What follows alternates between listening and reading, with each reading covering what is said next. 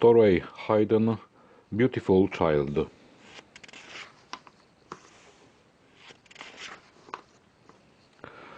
Chapter 1. The first time I saw her, she was atop a stone wall that ran along the west side of the playground.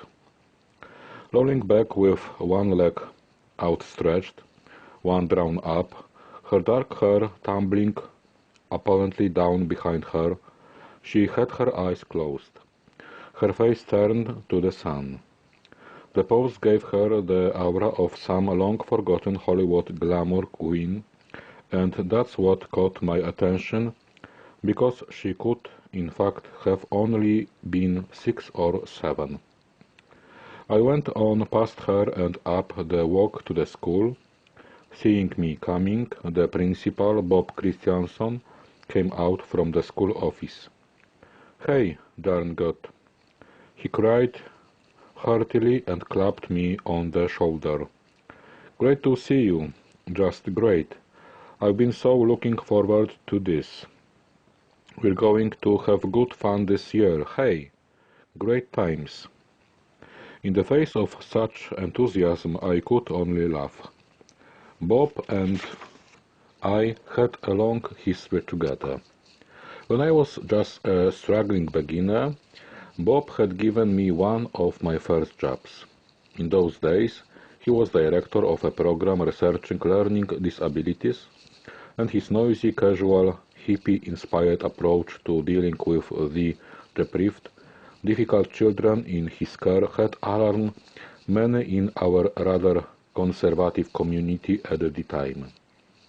Admittedly, it had alarmed me a little in the beginning too, because I was newly out of teacher training and not too accustomed to thinking for myself. Bob had provided me with just the right amount of encouragement and direction, while bullishly refusing to believe anything I claimed to have learned from my university coursework.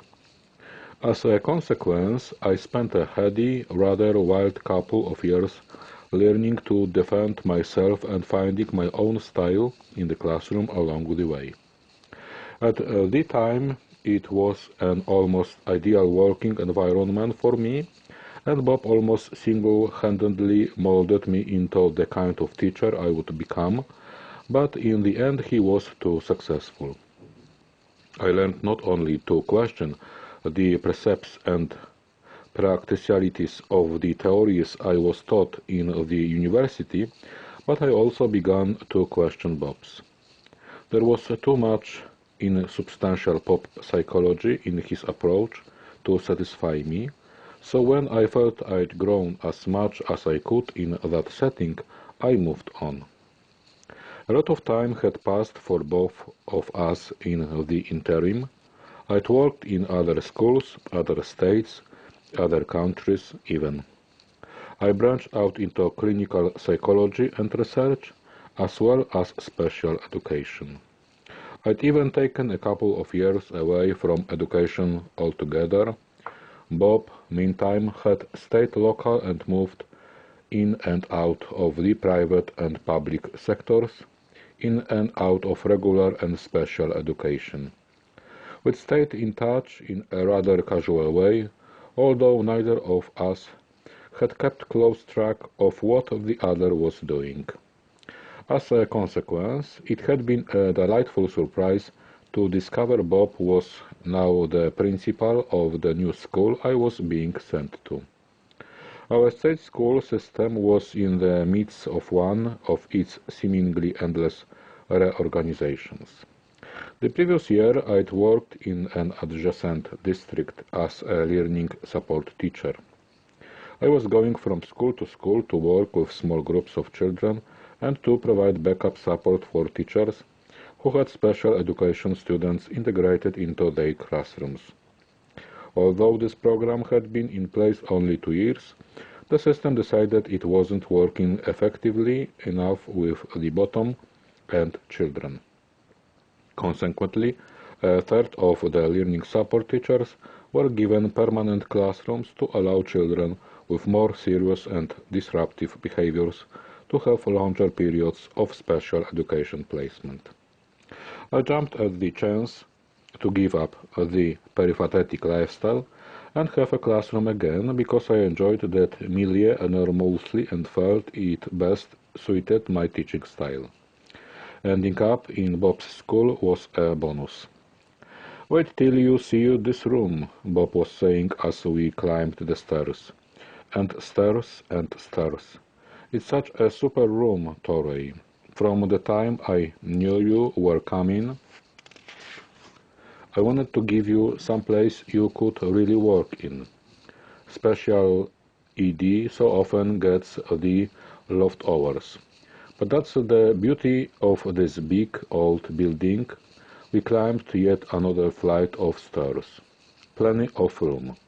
Bob's school was a hybrid building, part old brick lamp from 1910, part prefab extension tacked on in the 1960s to cope with the baby boomers. I was given a room on the top floor of the old building, and Bob was good for his word, because it was a wonderful room, spacious with big windows and bright, freshly painted yellow walls, and a little cloakroom type niche for storing outerwear and students' things.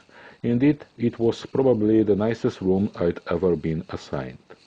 The downside was that 3 flights of stairs and a corridor separated me from the nearest toilet. The gym, cafeteria, and front office were almost in another galaxy. "You can arrange things the way you want," Bob was saying as he walked among the small tables and chairs, "and Julie's coming in this afternoon. Have you met Julie yet? She'll be your teaching aide.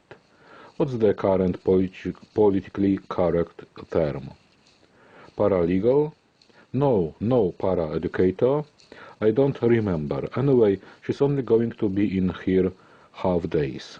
Sadly, I couldn't finagle you more. But you like Julie. We've had her 3 years now. She comes in the mornings as a support person for a little boy of ours who has cerebral palsy, but he goes for physiotherapy in the afternoons.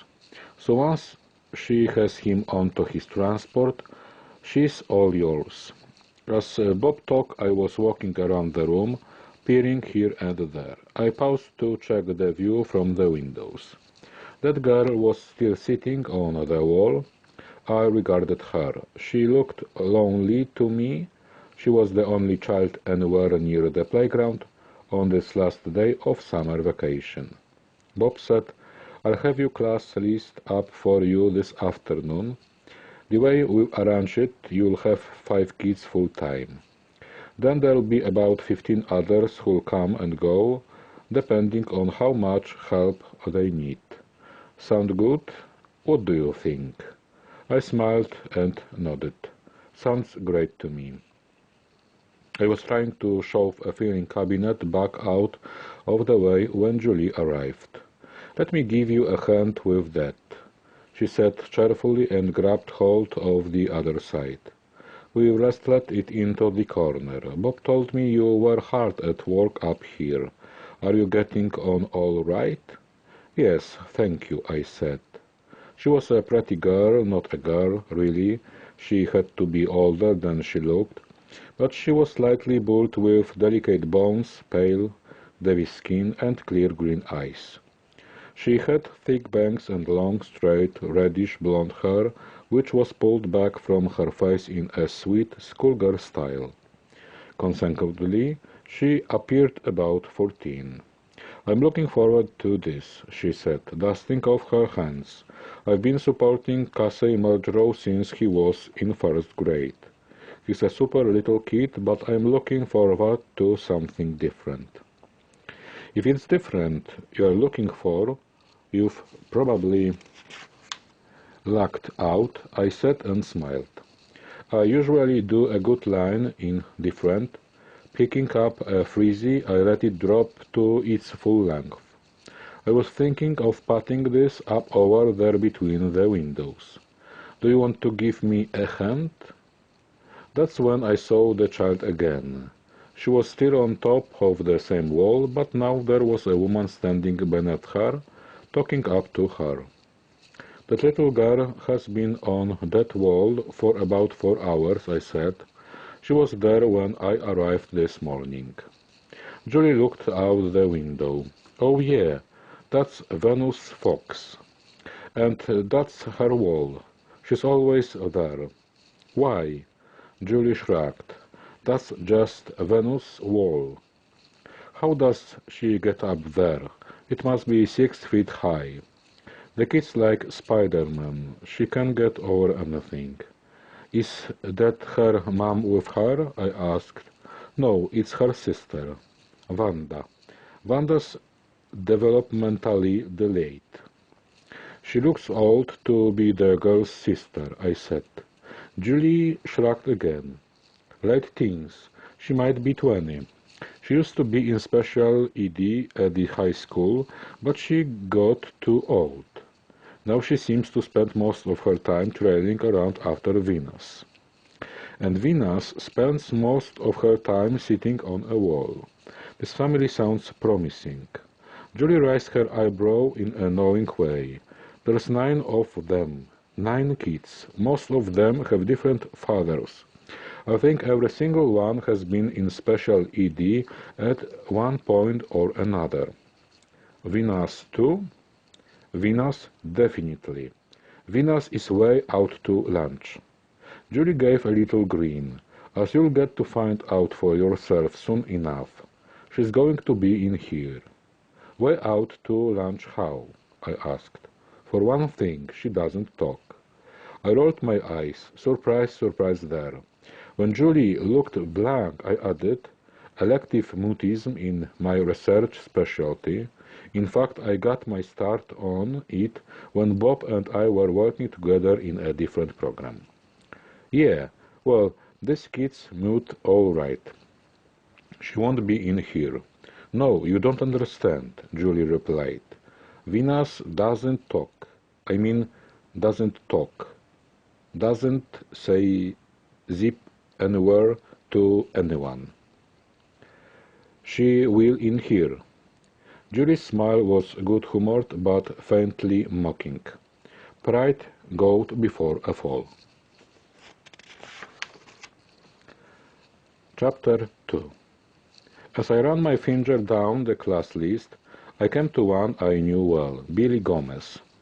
Age 9, he was a small boy of Latino origin with an unruly dash of black hair, a fondness for brightly colored shirts, and the grubbiest fingernails I'd ever seen on a kid.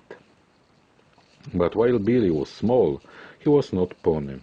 He had the sleek, sturdy musculature of a weasel and a fierce aggressiveness to match. Ruled by an explosive temper and a very bad mouth, he'd gotten kicked out of 2 previous schools.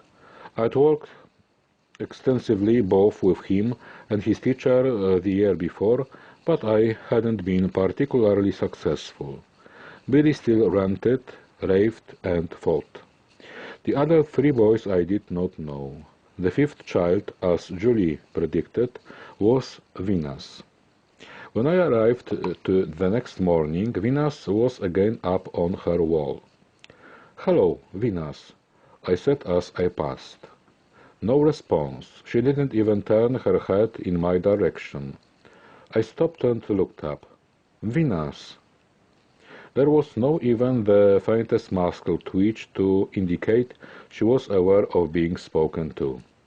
"I'm your new teacher. Would you like to walk into the building with me?" Her failure to respond was so complete that the first thing I thought was she must have a hearing loss.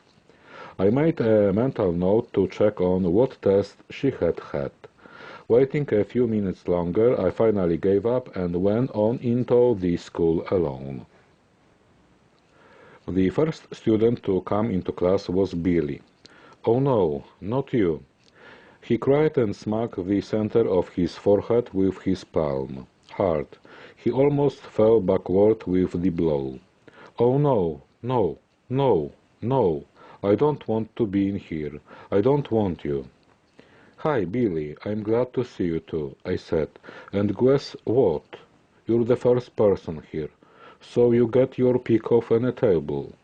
Then I picked the table in the cafeteria, he said quickly, and bolted for the door. "Hey, ho!" I snagged him by the collar. "Not literally any table. One in here." Billy slammed his things down on the nearest one. "I don't want any of these tables," he said gloomily. "I just want to get the fuck out of here." I put a finger to my lips. "Not in here, okay? You're the oldest in here, so I need you to set a good example of how to talk. Do you think you can watch your tongue for me?" Billy put his fingers into his mouth and grabbed hold of his tongue. "I'll try."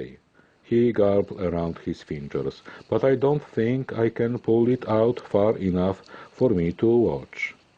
"Billy, not literally." Billy laughed hysterically. So much so, in fact, he fell off his chair. Just then Bob appeared, shepherding in two little boys with the most startlingly red hair I'd ever seen. It was red, bright copper penny red, worn in a floppy style over small, pointed faces that were generously splattered with raindrop-sized freckles. "This is Shane," Bob said, patting a hand a little more firmly on the boy to his right. "And this is Zane." Shane and Zane? God, why did parents do this to their kids? They were identical twins, dressed in what I can only describe as a ventriloquist dummy style, polyester pants, striped shirts, and quite incredibly bow ties. Billy was as amazed by their appearance as I was. "Are they Dalmatians?" he asked incredulously. Before I could respond, a heavy-set African-American woman wearing a bright, flowery dress appeared and pushed forward a slender, almost lanky-looking boy. "This here's Jess," she said, keeping both hands on the boy's thin shoulders. "This here's Jess' classroom." Bob stepped aside and the woman propelled the boy into the room. "You be good for Grandma. You be special for this here lady and Grandma's. I'll hear all the good things you done today." She kissed him soundly on the side of the head. The boy flinched. Then she departed out the door. "Here," I said. "Do you want to take a chair here?" The boy tossed his belongings down with an angry-sounding toot. "Oh no, you don't. Not here. You're not sitting here," Billy cried. "No ugly black kid's going to sit here because I'm sitting here. Teacher, you put him someplace else." "You want to fight about it?" Jess replied, making a fist. The boys lunged at each other right over the tabletop and went crashing to the floor. I leaped in, grabbing Billy by the collar and pushing Jess aside. Bob grinned with rather evil relish.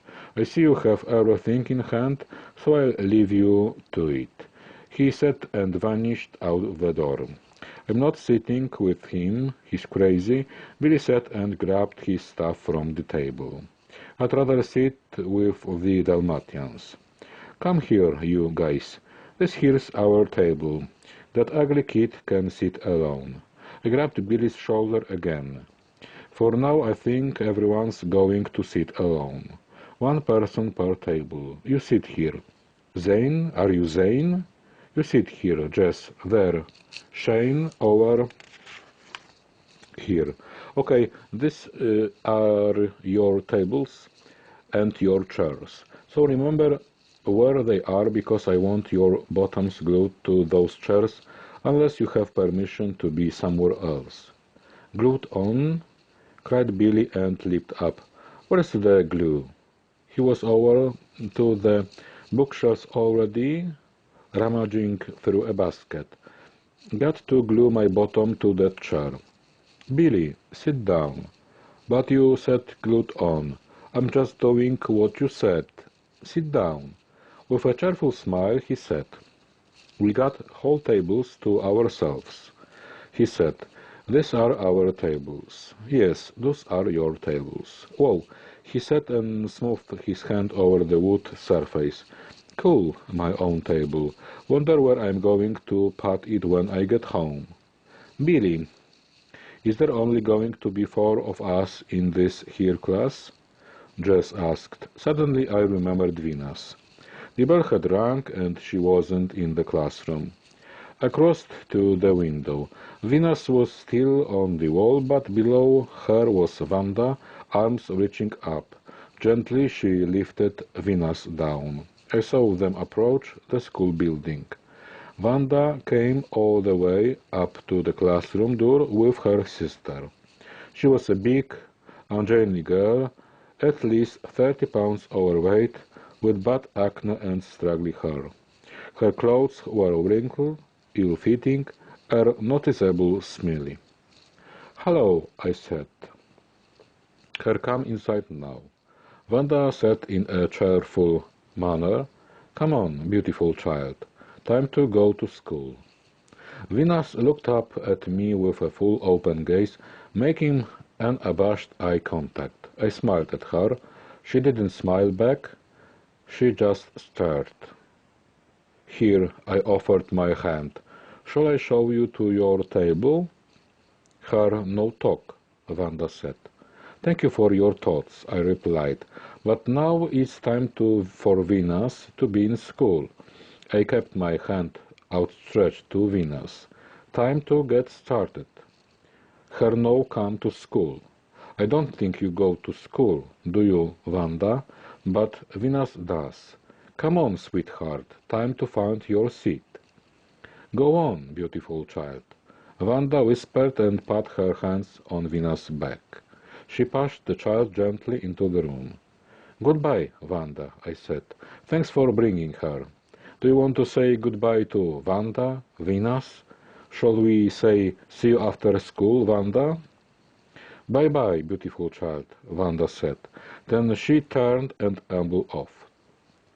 "Beautiful child" was not the epithet I would have given Venus, now that I had a chance to look at her up close. She was neither clean nor well cared for. There was the dusky cast-in worn-in dirt to her dark skin, and her long hair hung in matted tendrils, as if someone had tried to make dreadlocks out of them and failed. Her clothes were too big and had foot stains down the front. And like her sister, she smiled. "Okay, sweetheart, you can sit in this chair." "How come you are sitting here at the Dalmatan's table?" Billy asked. "How come you don't make her sit with that ugly black kid? You should put all the black kids together." "Actually, Billy, we don't sort people by color in here, so I would prefer it if you stopped going on about it," I replied. "I'd also prefer it if you would stop saying Dalmatian. He's not a duck. He's a boy and his name is Zane." "My name's Shane," the boy said in an annoyed tone. "And you shut up, stupid kid." "I'll tell you who's stupid," Billy shouted angrily. "You want me to punch your lights out?" Before I knew what was happening, Billy lunged at Shane. But no quelling from Shane. He lunged back. "Yeah, I wanna beat your head in," he shouted. "I'm gonna pound you to a bloody little zit on the sidewalk and then step on you." "Yeah," Zane chimed in. "Me too." And I was thinking, gosh, this is going to be a fun year. I was pathetically glad to see Julie when she showed up at 1 o'clock. The morning had been nothing but one long fistfight. Shane and Zane, who were 6, had arrived in the classroom with a diagnosis of FAS, fetal alcohol syndrome, which is a condition that occurs in the unborn child when alcohol is overused in pregnancy. As a result, they both had the distinctive F-like physical features that characterize fetal alcohol syndrome, a borderline IQ, and serious behavioral problems, in particular hyperactivity and attention deficit.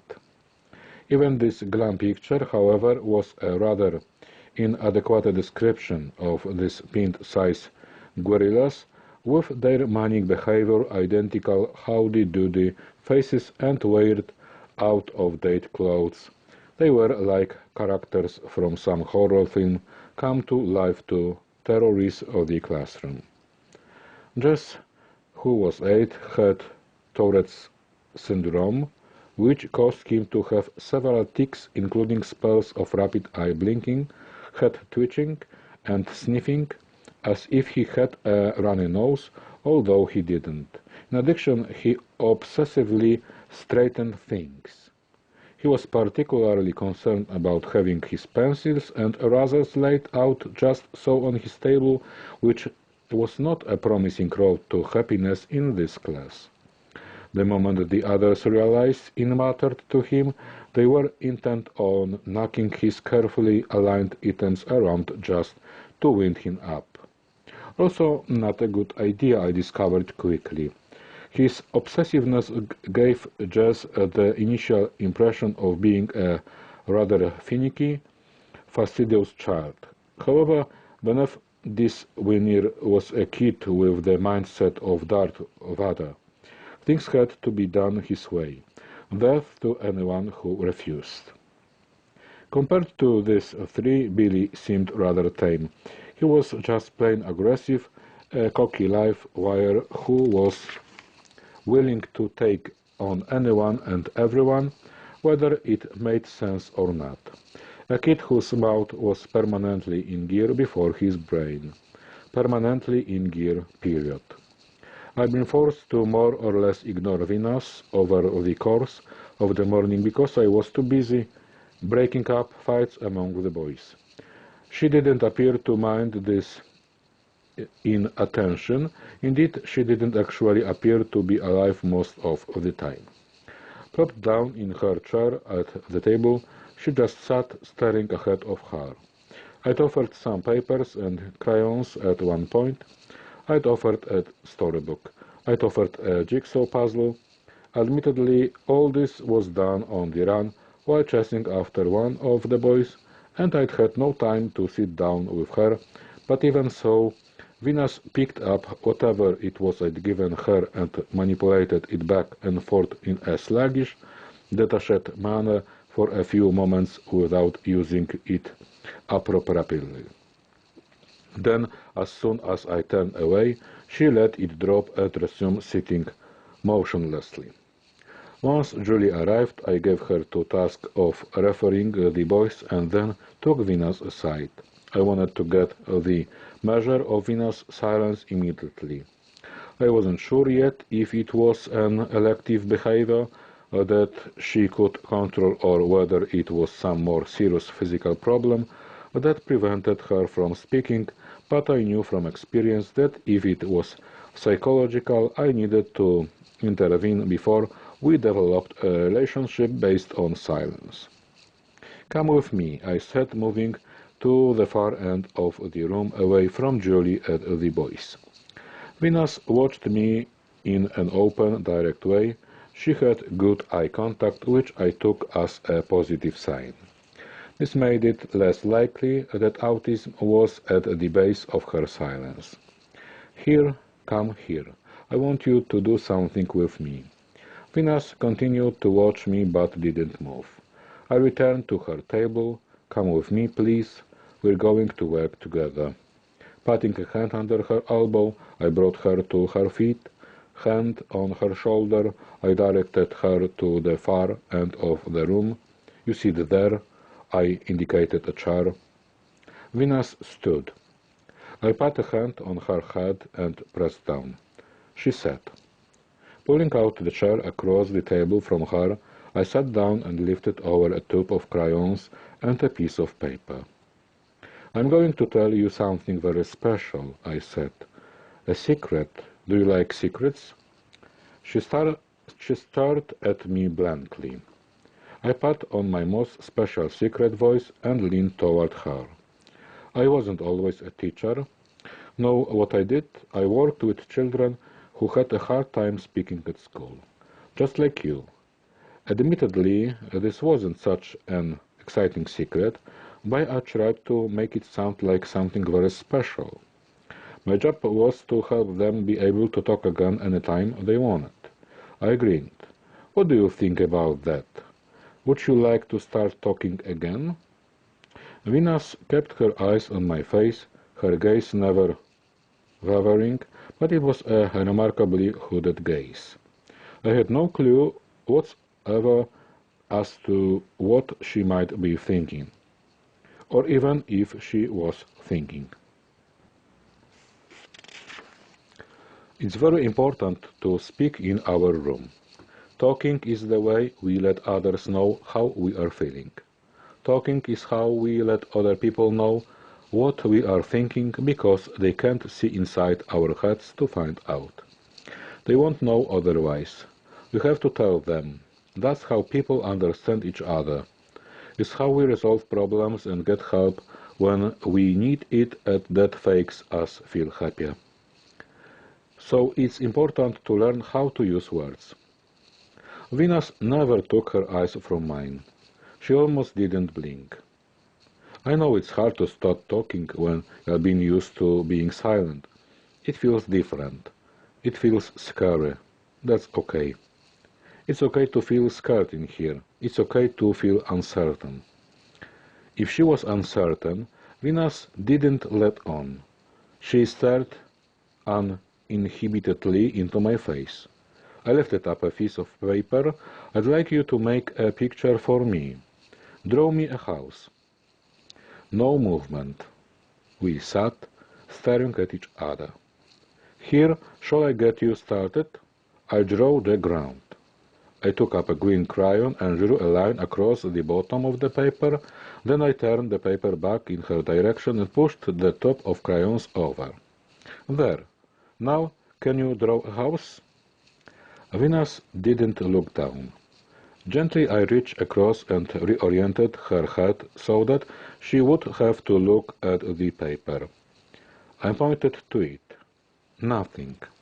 Surely she did know what a house was. She was 7. She had sat through kindergarten twice. But maybe she was developmentally delayed, like her sister. Maybe expecting her to draw a house was expecting too much. Here, take a crayon in your hand. I had to rise up, come around the table, grab hold on her arm, bring her hand up, insert the crayon, and lay it on the table. She kept hold of the crayon, but her hand flopped back down on the table like a lifeless fish. Picking up a different crayon, I made a mark on the paper. Can you make a line like that? I asked. There, right beside where I drew my line. I regarded her. Maybe she wasn't right-handed. I'd not seen her pick up anything, so I just assumed. But maybe she was left-handed. I reached over and pat the crayon in the other hand. She didn't grip it very well, so I got up, came around the table, took her left hand, repositioned it better and laid it back on the table. I returned to my seat.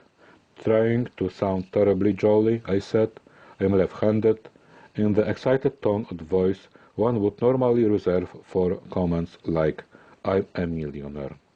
No, she wasn't going to cooperate.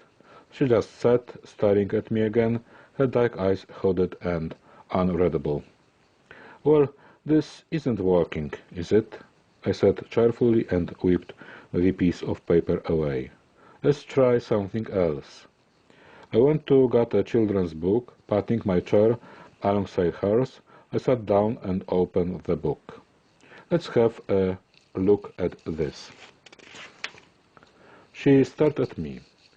It was a picture dictionary, and the page I opened to was full of colorful illustrations of small animals driving cars and doing different sorts of jobs. Let's look at these pictures. See? They're all in a bus. And what are they? What kind of animals are they? Mice, aren't they? And there's a police car, and look, one of the policemen is a lion. What kind of animal is the other policeman? She stared up at me. Here, look down here. I physically tipped her head so that she looked at the page. What's this other animal? What kind of animal is he? No response. What is he? No response. What is he? No response. Absolutely nothing. She just sat motionless. Right here, I tapped the picture. What kind of animal is that? I persisted for several minutes longer, rapidly rephrasing the question, but keeping at it, not letting enough silence leak in to make it seem like silence, taking up the rhythm of both sides of the conversation myself, all with just one question. What animal is that? Bang. I brought my hand down flat on the table to make a loud, sudden noise. It was a crude technique, but often a very effective one. I hoped it would startle her over the initial hurdle, as it did with many children, but in Vina's case, I was also interested just to see if it got any reaction out of her. I hoped to see her jump or, at the very least, blink. Venus simply raised her head and looked at me. "Can you hear that?" I asked. When I banged my hand like that on the table, I sat and banged it suddenly on the tabletop again. "Can you hear it?" "I sure can," Billy shouted from the other side of the classroom. "You trying to scare the shit out of us over here?" Venus just sat, unblinking. Leaning forward, I pulled the book back in front of me and started to page through it. "Yes, well, let's try something else. Let's see if we can find a story. Shall I read a story to you?" Eyes on my face, she just stared. No nod, no shake of the head, nothing. There was very little to denote the kid was anything more than a waxwork accidentally abandoned in the classroom. "Yes, well, I have an even better idea. What about recess?" She didn't react to that either. Chapter 3.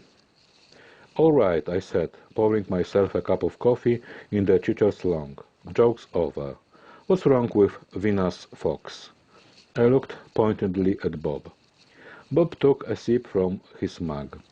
"That's what you're here to tell me, I believe. So far I'm still working on whether she's alive or not." "Oh, she's alive, all right," Bob replied. A moment's silence intruded.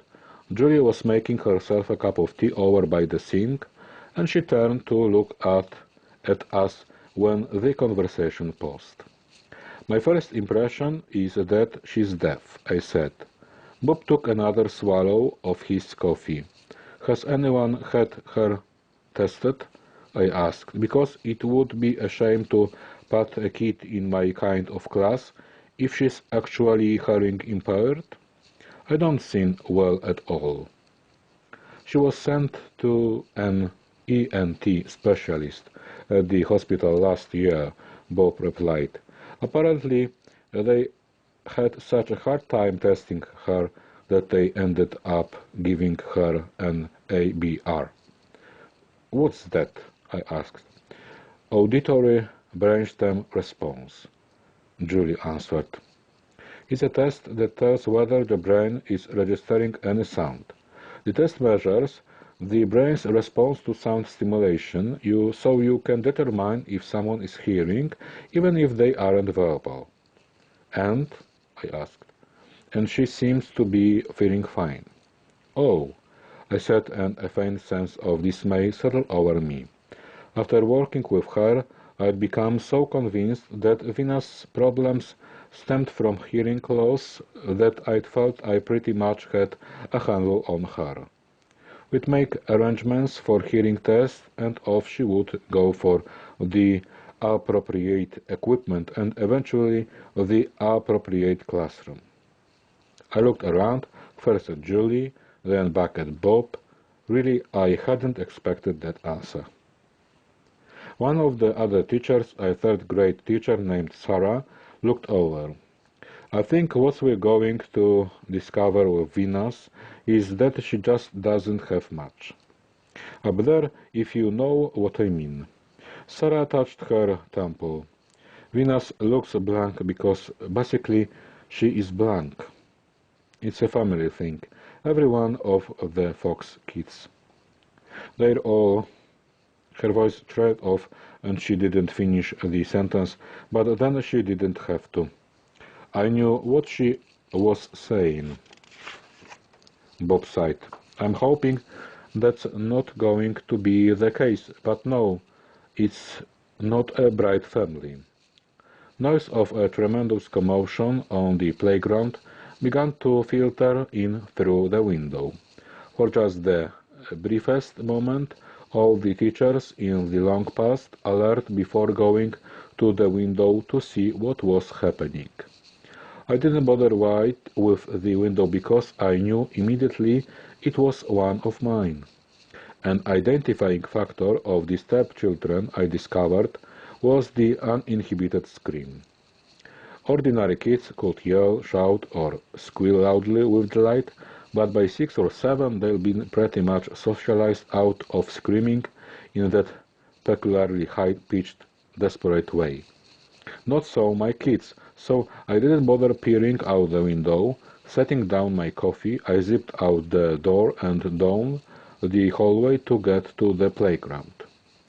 There on the far side beneath the spreading sycamore trees were the two playground supervisors prying kids apart. Recognizing Billy's brightly colored shirt amid the fray, I sprinted across the asphalt. As well as Billy, there was Shane, or Zane, and the two teachers were battling to separate the kids, so I couldn't immediately tell who the third one was. Venus. Venus, all right. Venus, as a virtual buzz saw of arms and legs whizzing fiercely at Billy. More shocking yet, it was Venus who was making most of the noise. And what a weird noise it was. An eerie, ululating sound, so loud and high-pitched that it made my ears hurt. She kept at it, screaming and thrashing, until she broke free of the teacher's grip and threw herself viciously at Billy, who already had a bloody nose. The other teacher was holding on to both Silly and Shane, but when Billy saw Venus coming at him again, he pulled himself free and started running. Venus went in hot pursuit. I took off after the two of them, and did Julie, who had just come out of the building, as did Bob and another teacher. We were like the characters in the children's story, the gingerbread boy, all chasing one after another after Venus, who was after Billy. When Billy reached the wall at the end of the playground, Venus cornered him and started to pummel him with unrestrained fury. He wasn't ignorant of us bearing down on her, however, because the moment I came within touching distance, Venus scurried up and over the wall. Spider-Man, indeed, I thought. With a not too graceful leap, I hoisted myself up and over the wall too, leaving Bob and Julie and the other teacher to scrape what remained of Billy off the pavement and put him back together. Venus had the advantage of knowing where she was going while I did not. She bolted out through the underbrush, cut across someone's backyard, and ran down the alley. I pelted after her, doing the best I could to keep up with her. She was surprisingly lithe when it came to getting over or under things, but I had the longer legs. About half a block from the school, I finally outran her, catching her by snatching hold of the material of her dress. Stop! Right there. She tried to jerk away, but I had a good hold of the fabric. With my other hand, I grabbed her arm. For a moment, we just stood, both panting heavily. Venus had scraped knees, but otherwise looked none the worse for her altercation with Billy. She eyed me carefully, and there was a lot more life in her glare than anything I'd seen earlier. "This isn't how we do things when you are in my class," I said and secured my grip on her arm. "Back to school we go." She dug her feet into the grass. "No, we're going back to school. It's school time. You belong there." Venus was not going to cooperate. There seemed no alternative but to pick her up and carry her back. Realizing what I was trying to do, she exploded into a furious array of arms and legs, hitting and kicking. As a consequence, we made very slow progress getting back to the playground. The total distance was about 2 blocks, and she made it impossible for me to carry her for more than a few yards at a time before I had to set her down and get a better grip. Finally, Bob came to my rescue. Seeing me struggling up the street, he joined me and took hold of Venus' other side. Together we frog-marched her back into the building. Venus hated this. The moment Bob touched her, she began to scream in her odd, high-pitched way again. She struggled, screamed, struggled more. Finally we managed to get her into the school building and all the way up the stairs to my classroom. Bob, between pounds, said, "Maybe it wasn't such a good idea patting you way up here." Once we reached the room, Bob let go, but I kept hold of Venus' arms. Julie was in the classroom with the other children, and they all watched us warily. Bob, seeing the situation was more or less in hand, bid goodbye, closed the door, and left me to sort things out.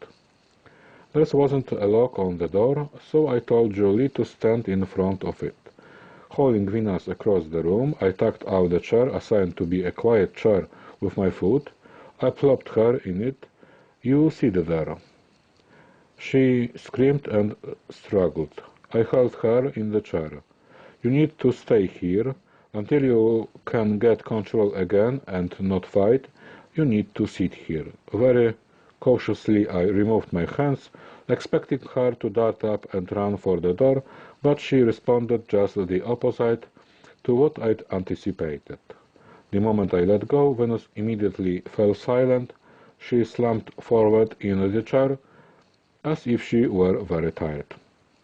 In this room, we do not hurt others, we don't hurt ourselves. That's a class rule. That's 2 rules. Billy peeped up from his table. "That's 1 rule, Billy," I said fiercely. "The rule is, we do not hurt anything." "Not even flies?" Billy asked. "We're not allowed to hurt flies in here?"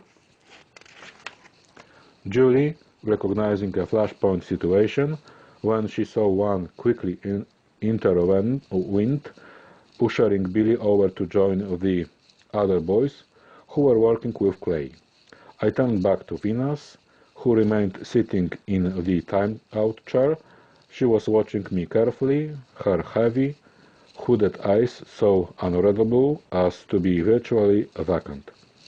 I set the timer for 5 minutes. I said, "When it rings, you may get up and rejoin us."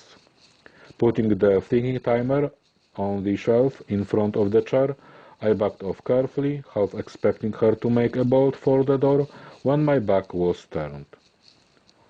Not so. Venus didn't move. The timer rang. Venus still did not move. "You may get up now," I said from the table where I was working with Jess. No response. I excused myself from Jess and went over to her. "This is the quiet chair. It's for when you get out of control and need a quiet moment to get yourself back together again. But once you've calmed down, you don't have to sit in the quiet chair anymore.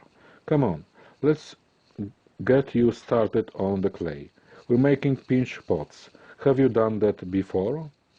Venus gazed at me. From her look of total incomprehension, I might as well have been speaking Hindi to her. I put a hand under her elbow and encouraged her to rise from the chair, which she did.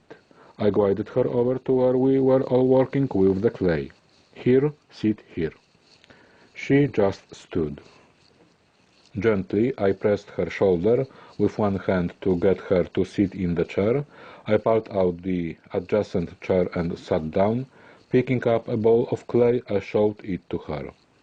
Look, what's this? Clay, and see. See how just doing it. You just push your thumbs into the ball of clay. Her eyes didn't even move to the clay. They stayed on my face, as if she hadn't even heard me. Did she hear? It seemed hard to believe. I'd come across a lot of kids with speech and language problems in my time, but none so unresponsive as this. Was this ABR test really accurate? Could there be some kind of failure between the brain and the ears that they hadn't noticed? I rose up. Come here, Venus, I said, which of course she didn't. I had to go through the whole rigmarole again of getting her up out of one chair and over to another part of the classroom. Guiding her to the housekeeping corner, I sat down on the floor and looked through the toys. My sign language was rusty, and what little I did remember seemed primarily to be signs for abstract concepts like family or sister, but here was a concrete word I knew. Doll, I signed and held up a baby doll. Doll. Venus watched me, her brow faintly furrowed, as if she thought I was doing something really odd. I signed again. Doll. I made the sign very, very slowly. Reaching over, I lifted her hand. Patting it on the doll, I made her fingers run over the plastic features of the toy. Then I endeavored to make the sign with her fingers. I held the doll up. I signed again myself. Doll. The last 20 minutes of the school day passed thus. Venus never responded once. At last, the end of day bell rang. Julie escorted those who went by bus down to their rides, while I saw out of the ones who walked home. Then I retreated to the file cabinets in the main office to have a better look at the children's files. I pulled out Venus and sat down. Julie came in, carrying mugs of coffee for us both. She took out a chair on the other side of the table and sat down. Well, that was an experience, she said. I'd like to think this is first day jitters and everything will settle down. I looked over. Has that happened with Venus before, do you know? Have you seen her attack kids before? A pause, a hesitancy almost, and then Julie nodded. Yes, true is, I think that's more why she's in the class than because of her speech. Last year they ended up having to keep her in during recesses because she does nothing but pick fights. Oh, great! 5 kids, all with a mission to kill. Kind of like being in the OK choral in your room, isn't it? Julie said rather cheerfully. I looked up. Didn't you notice all the cowboy names? Billy, Billy the Kid, Jess, James, and Shane, and Zane, and everything's shoot 'em up. She laughed. I don't remember any cowboys named Venus. Well, not cowboys, Julie said. She considered a moment. Her name doesn't fit, I said. Julie gave a slight shrug. Neither does the kid. Venus' file made depressing reading. She was the youngest of 9 children fathered by 3 different men.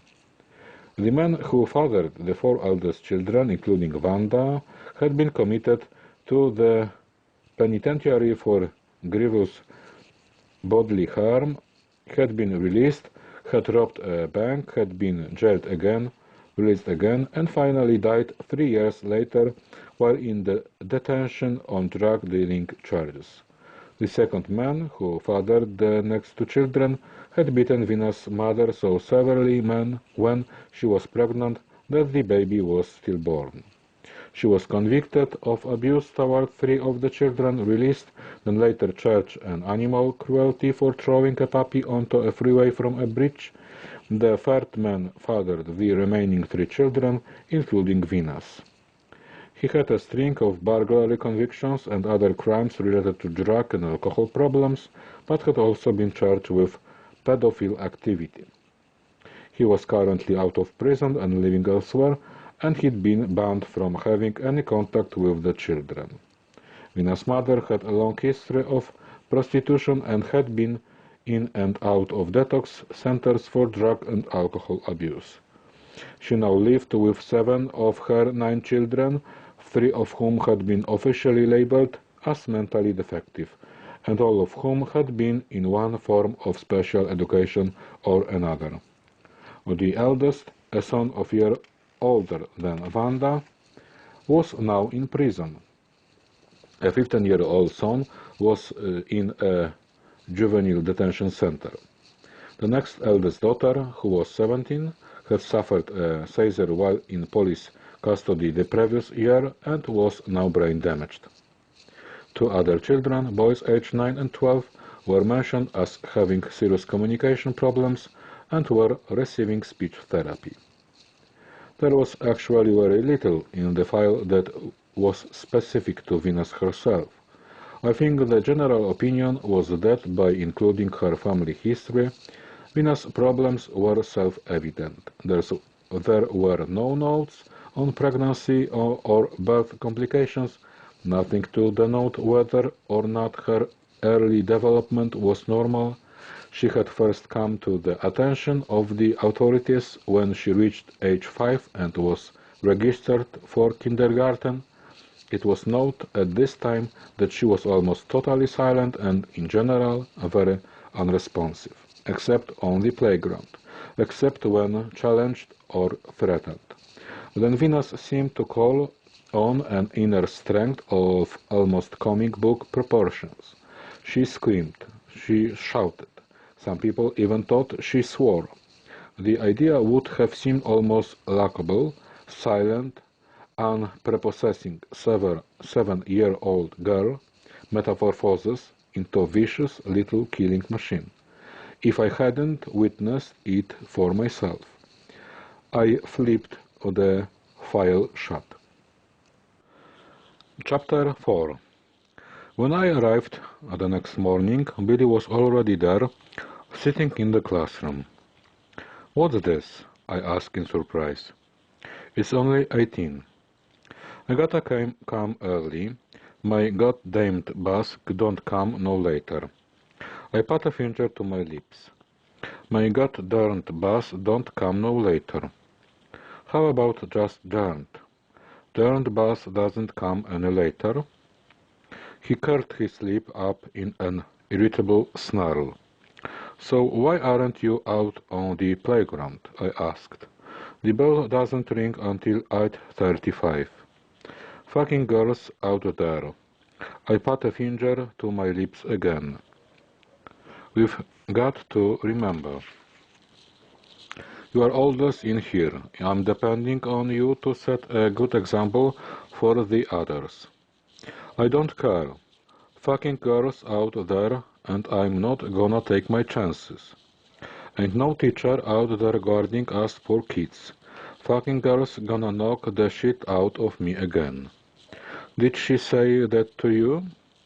Billy didn't answer. "Did she tell you she was going to beat you up?" I asked again. Head down, he just shrugged. She just got a crazy look in her eyes. Girl's a fucking psychopath or something. That's what she is. Like in one of the movies. Like maybe she's Freddy's little sister from Elm Street or something. "Well, just for this morning you can stay in. But not every morning, Billy. The school rules say that everyone must be outside until the bell rings. You are not outside. All the children stay outside. You know that what I meant." "Well, sort something out so that you don't feel threatened. Billy flopped dramatically across his table and sighed in a world-weary way. I hate this school. I hate being here so much. Why did I have to come here anyway? Why couldn't I stay at my other school? My brother's there. My brother would never let me get beat up by some psycho girl. This is the worst thing in the whole world that could have happened to me. I'm so unlucky.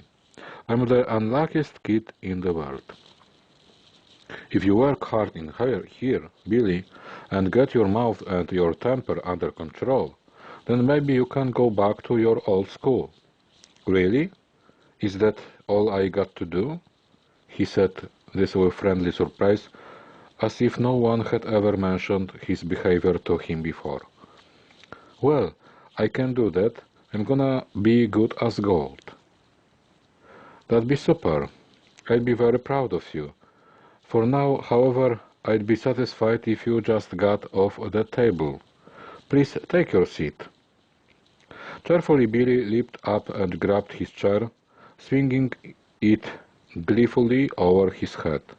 Take my seat. Okay, sure, anything you say, Teach. Here it is.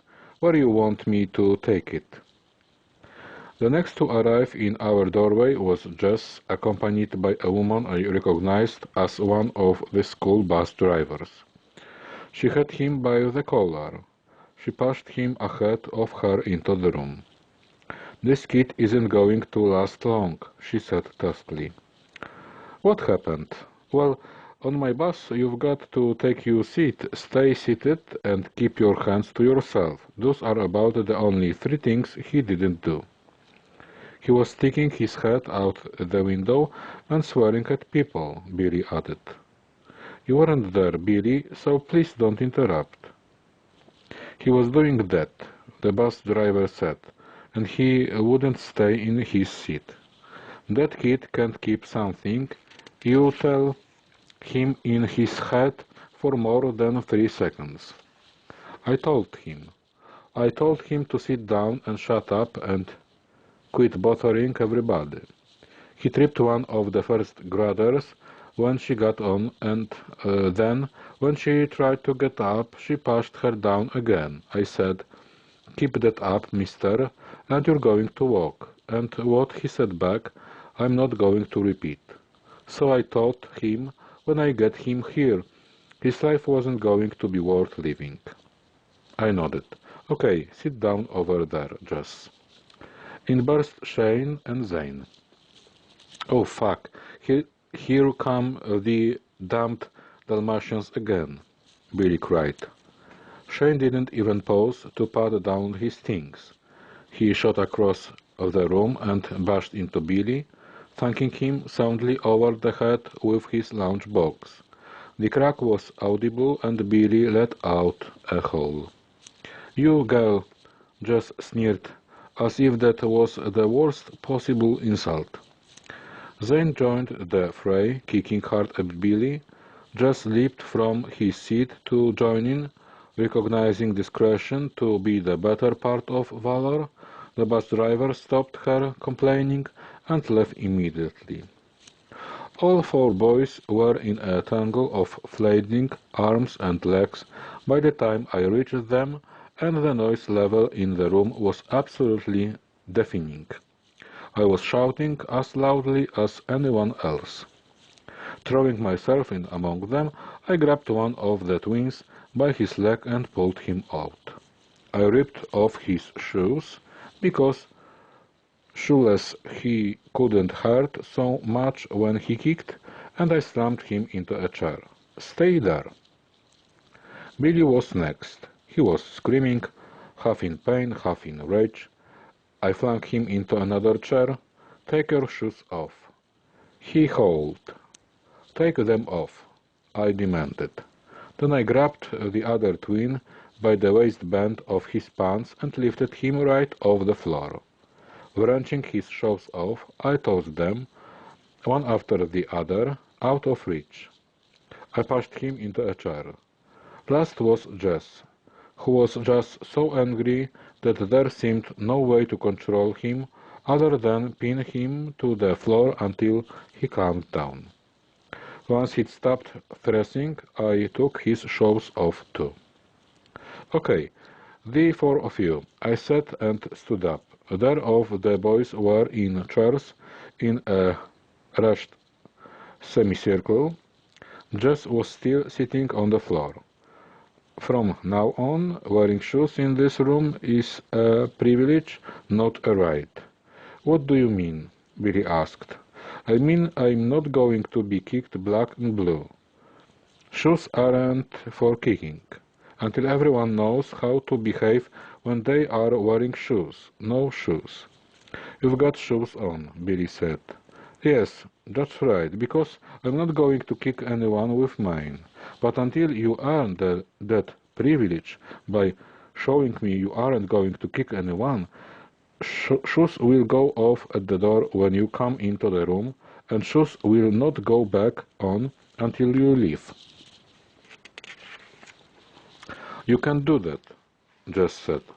His facial tick had started. Blink, blink, blink, squint, jerk of the head, and it made it hard for him to speak clearly at the same time.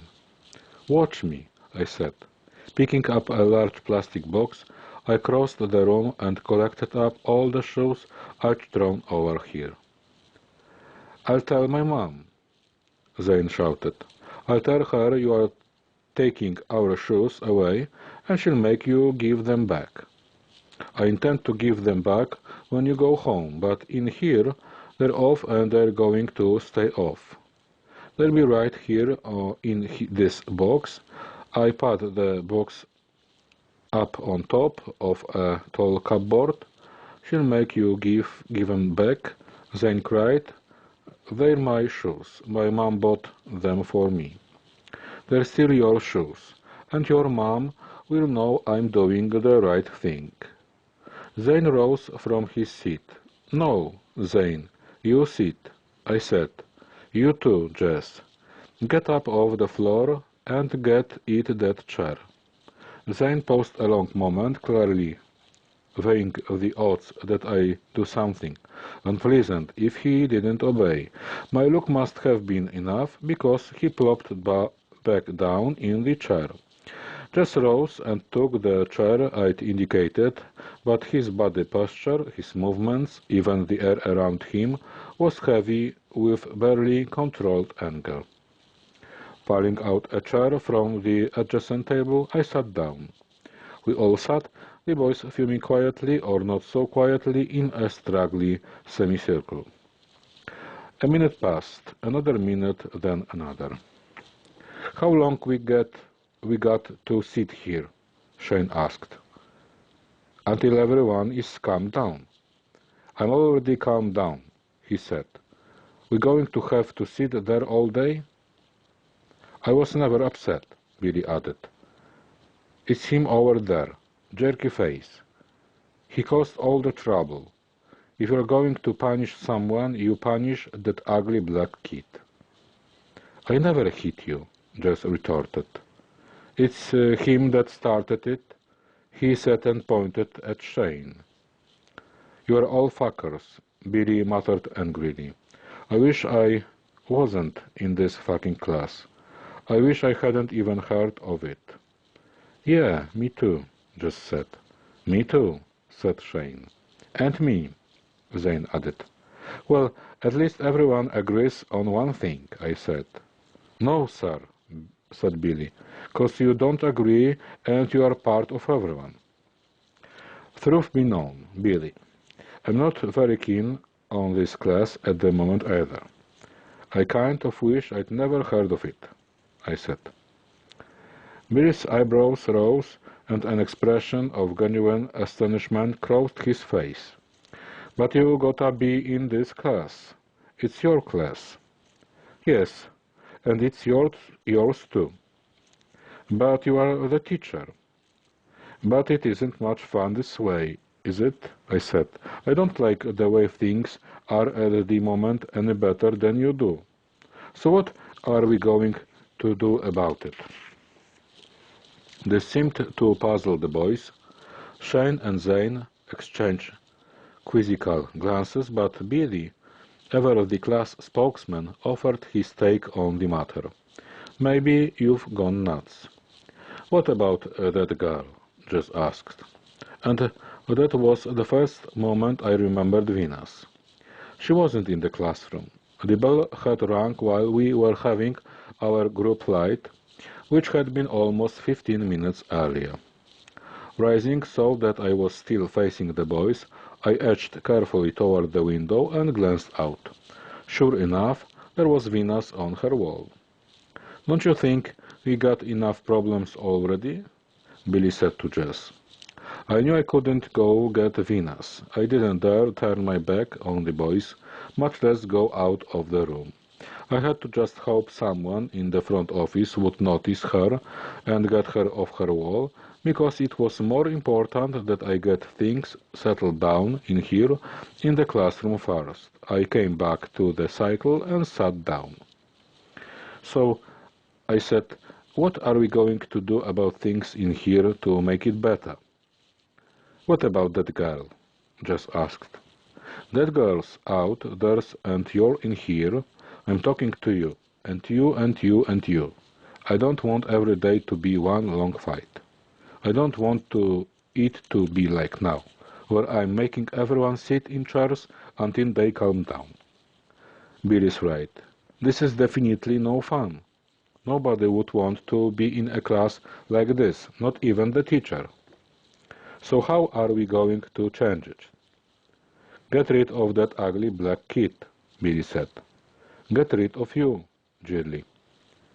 "Get rid of everybody," Shane added. "Blow up the whole world."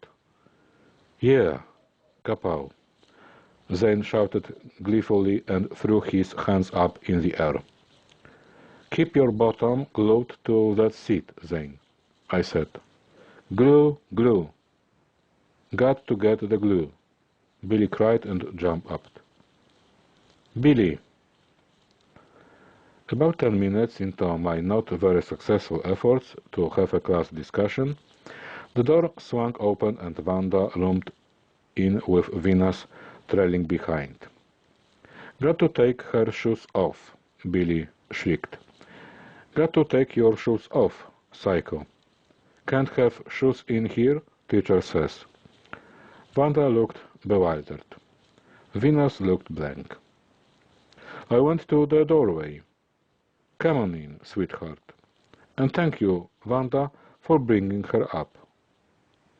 "Her don't want to come to school," Wanda replied. "No, me neither," Billy hollered. "It's a jail in here, just like being sent to jail." "Oh, shut up, would you, butthead," Jess muttered. "My feelings exactly." Billy was undeterred. "Take off her shoes, teacher. You got to take off her shoes. That girl's a psychopath." "Billy, wherever did you learn a word like psychopath?" I asked as I closed the door after Wanda. He shrugged. "Just know it. That's all. Just a brain, that's me. But if I ever seen a real psychopath, that girl's one. So make her take off her shoes." The morning proved absolutely ghastly. There seemed to be no way to keep the boys from fighting. The minute I relaxed my guard, they were at it again. I'd wanted to have everyone help come up with some ideas on how to handle all this aggressive behavior, but the entire time before recess was spent sitting on chairs. I normally had a special quiet chair for disciplinary purposes, but in this room I very shortly had 4. By 10 a.m. I had been forced to move the furniture so that there was 1 table in each corner of the room and 2 in the middle. The only way to maintain any kind of peace was by keeping everyone as physically separate as possible. Venus repeated her previous day's performance. She sat completely oblivious of the boys. When the recess bell rang, the four boys leaped up and dashed for the door before realizing that none of them had shoes on. "Hold it!" Billy cried. "What we gonna do?" I lifted down the box with the shoes in it and started taking them out. I handed Shane his sneakers. "Can't tie," he said. I looked at Billy. "Please tie Shane's shoes for him." "Huh?" "He's not touching my shoes," Shane cried. "And Jess, you tie Zane's for him." "No way." "Well, I guess nobody's getting recess then," I said and put the box back up on the cupboard. Loud shrieks of protest. "You can't go out if you haven't got your shoes on." "Not fair," Billy cried. "I didn't do nothing." "Neither did I." "Or me." "Well, you four figure it out among you then. No one's going until Zane and Shane have their shoes tied." "You tie them. You're the teacher," Jess said. "No, I'm going to help Venus put her shoes on. When you've come up with a solution, let me know." I grabbed Venus' shoes from the box. "Go outside without shoes," Shane suggested. "Nope, sorry, that's not an option." "Oh, fuck," Billy said in a most word-weary way. "Give me the goddamned shoes then." I put a finger to my lips. "I don't care. Fuck, fuck, fuck." I didn't say anything, but I pointed to the clock to indicate the passing minutes of recess. "Okay, give me the goddamned shoes then," Billy said. "Come here, Popface. Let me tie your stupid shoes." I lifted Shane's shoes out and gave them to Billy. Then I took out Zane's. "Jess?" With a heavy sigh, Jess accepted the shoes. Defeated, the boys finally left for 6 minutes of recess. But all was not over. As we hurried down the stairs for what reminded of recess, Shane accidentally bumped against Venus. Big mistake. She metamorphosed right then and there, grabbing him by the shirt and flung him down the remaining stairs. Then, fast flying, she launched herself after him with the vicious grace of a leopard. Fortunately, it was only a few steps, so he was not hurt, and a passing sixth-grade teacher was able to help me subdue Venus and get her into the school office, where she spent the rest of the break sitting stonily in a chair. When class resumed after recess, I met everyone take off their shoes again, collected them in what became known as the shoe box, and put them back on top of the cupboard. I knew better than to try a group activity at this stage, so I and avoid to introduce the children to their work folders. Because I had always taught children who were at different levels academically, I was accustomed to putting each child's work for the day in a file folder. At the start of class, I handed out the folders and the child did the work on it. While they were walking, I circulated among them and gave help as needed. The system worked well once everyone figured out what was expected, but often during the first few weeks of a new school year, there were teething troubles, usually because some children were not used to working independently. I explained the system and let the children look through their folders, but I didn't want to push the itty-bitty bit of order we'd managed to create in the 10 minutes following recess. Consequently, I suggested that for today they might want to decorate the front of the folder with their name and things they like so that I'd know whose folder was whose.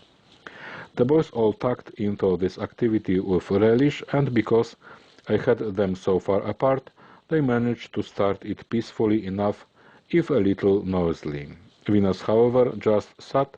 I came over to her table and knelt down beside the chair. Did you understand what you were supposed to do? Blank look. She wasn't even looking at me this time, just staring into space the same way she did when sitting outside on the wall. Venus? No response. What was up with this kid? If she could hear, then why did she not respond? Not even to her name. Was she brain damaged? Did she hear but not process what was said to her? Or did she hear, process, and then not be able to turn it into action? Or, as I was beginning to suspect, was she so developmentally delayed that she wasn't really capable of much response? You and I are going to work or something else, I said. I pulled out the chair next to hers. I picked up a red crayon. I put the crayon in her hand. Venus didn't even pretend to take it. The crayon dropped through her fingers to the tabletop. Come on, now, Venus. I picked up the crayon again. Here, put this in your hand. I uncurled her fingers and placed the crayon into it, holding my hand over hers. I drew a straight line down the paper in front of her. Can you do that? I asked. Venus let the crayon drop through her fingers to the tabletop. Taking the crayon myself, I made another line. Now you try. Venus just sat. I leaned very close to Venus' face. Wake up in there. I said it quite loudly. Ooh, what you doing back there? Billy cried, whirling around in his seat. I'm talking to Venus. Well, I don't think you got to shout. She's right in front of you. I'm trying to get Venus to take notice. I can do that, Billy said cheerfully, and before I could respond, he vaulted out of his chair and trotted over. Ah, ah, ah. He screamed in Venus' face and bounced up and down like a chimpanzee. Billy, get back in your seat this minute. Look at me, psycho girl. Look at me. Ah ha ha ha. He was shouting at the top of his lungs and pulling stupid faces. Venus responded to that all right. She went shooting right over the table after Billy, who hooted with fear and tore off. Stimulated by the excitement, the other boys leaped up. Shane and Zane ran, shrieking loudly, their movements wild and uncoordinated. Jess, seeing a chance to get even, tripped Billy up as he ran by. In a split second, Jess was on top of him, pummeling him.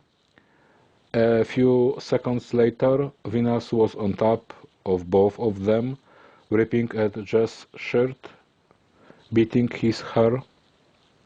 Warily, I pried everyone apart and forced them into chairs.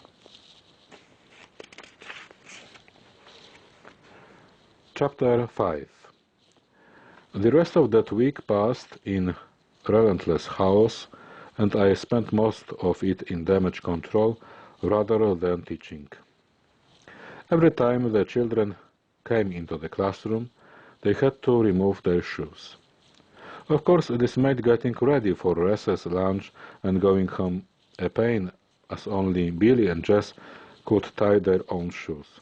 However, it gave me the first small way to force bonding upon them because I made Billy and Jess responsible for tying the twins' shoes, and nobody could leave until it was done.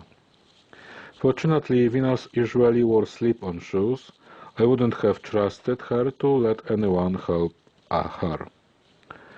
For the first time in my career, I was maintaining not one quiet chair, but 5, one for each student, because they all had a knack for getting into one big fist fight together. Not a single day went by that week without my needing to use all 5 simultaneously at some stage. Indeed, most of the first 3 days were spent sitting on chairs, as Billy termed it. Bemused by having four feisty boys with cowboy names, I decided I'd capitalize on that in my efforts to bond us together as a group. I decided we'd become a cowboy gang, we'd think up a name and a code of behavior and some fun things to do together to denote our belongingness, and that would be the beginning of group harmony. Unfortunately, no one told the kids that was the point of it. I realized my mistake immediately.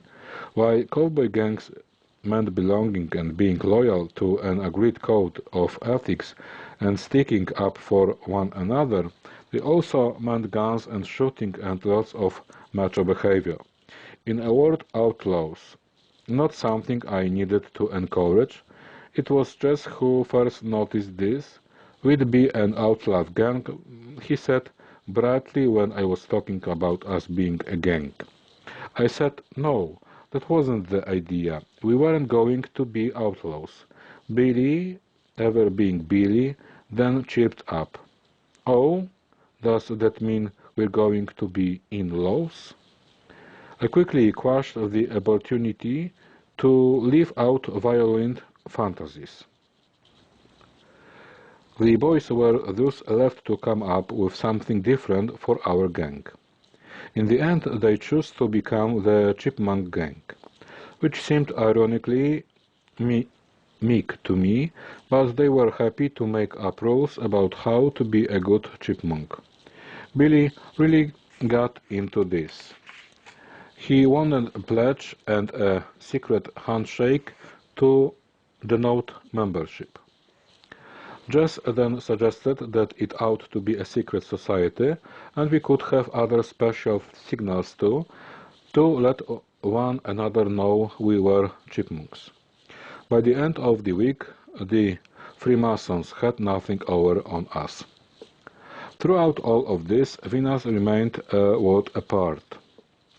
She did nothing, almost catatonic in her lack of response. She had to be physically moved from place to place, activity to activity. However, an accidental bump would result in her coming alive with such unexpected fury that it was almost as if someone had pushed an on button. Once in on mode, Venus screamed like a wounded banshee and indiscriminately took after anyone within range. There seemed to be no coherence to her rage. It was unfocused, all-embracing, and dangerous. I tried to include her. Whenever we brought our chairs into a cycle to talk about something, I always made sure Venus was there, although this involved moving her chair for her and then moving Venus. In the afternoons, when Julie was there to look after the boys, I endeavored to spend some time alone with her. To do what? I was never sure. Just get a reaction, I think. One day I tried coloring. She would do none of it herself. Another day I tried dancing. I put music and pulled her through the motions. Pull was the operative word.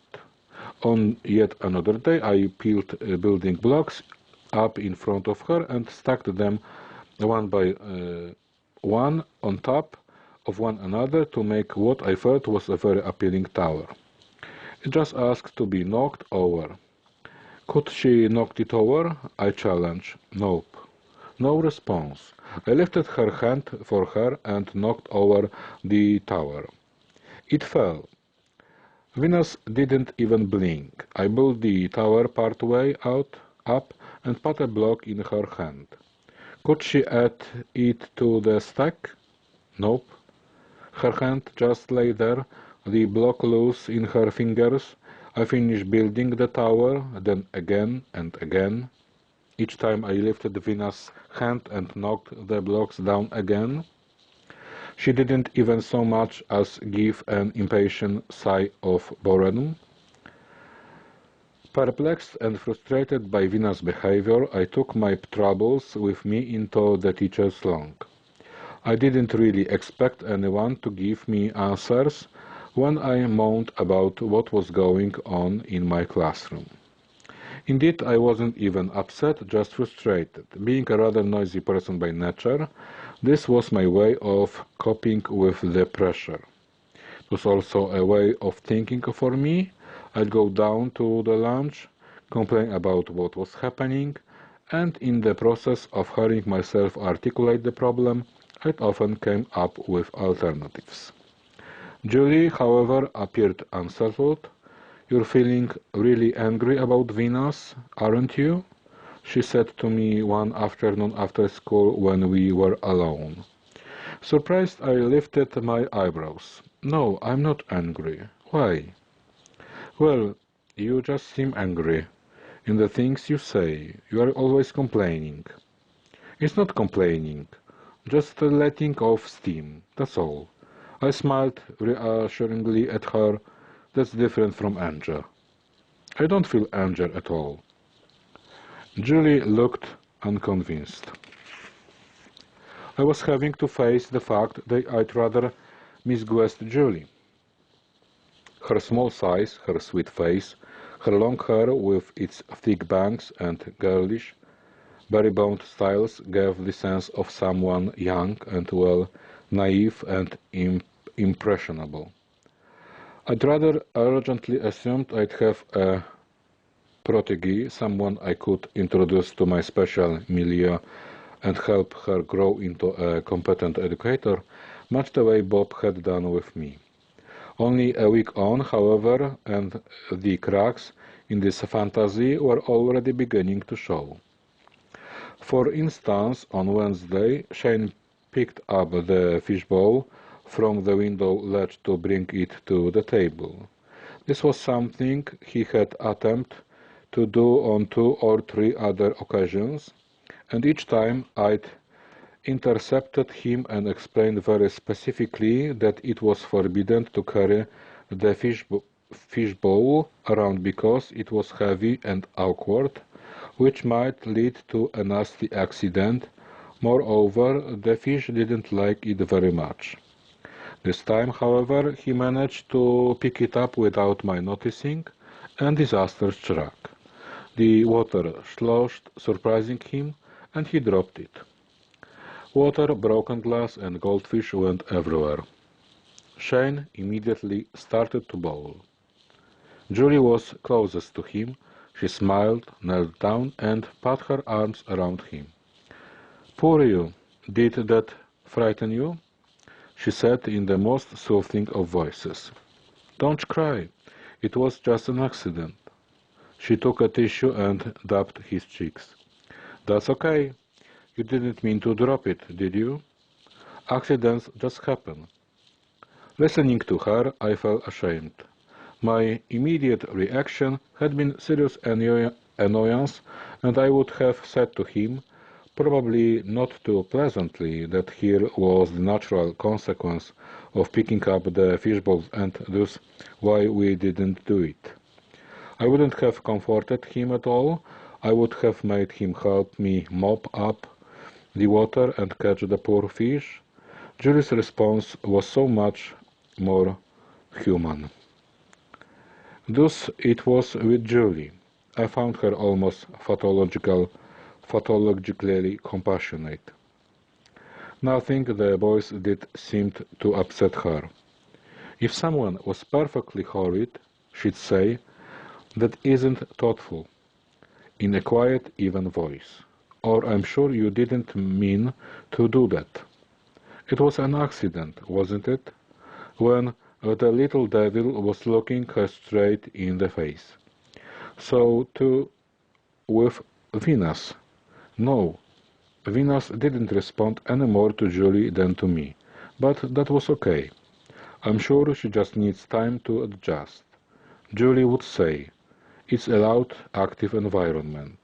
I think if we allow her to move at her own pace, she'll become more comfortable and trust us enough to feel like joining in. Let's not force anything. Let's just wait and see.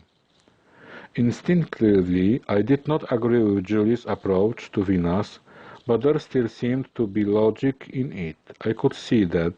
The problem was that it just wasn't my way of tackling things.